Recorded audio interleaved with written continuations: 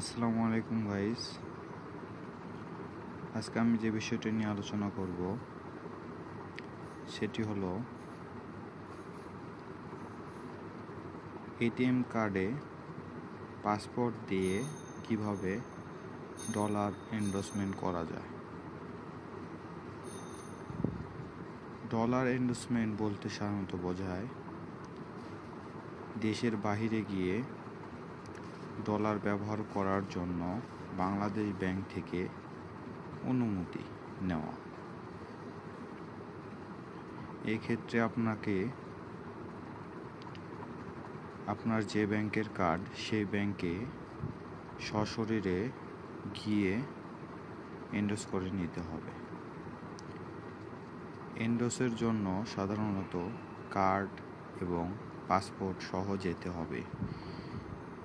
গিয়ে তাদেরকে বললে তারা নির্দিষ্ট কাউন্টারে আপনাকে পাঠিয়ে দেবেন। সেই কাউন্টারের কর্মকর্তা আপনার সমস্ত তথ্য নিয়ে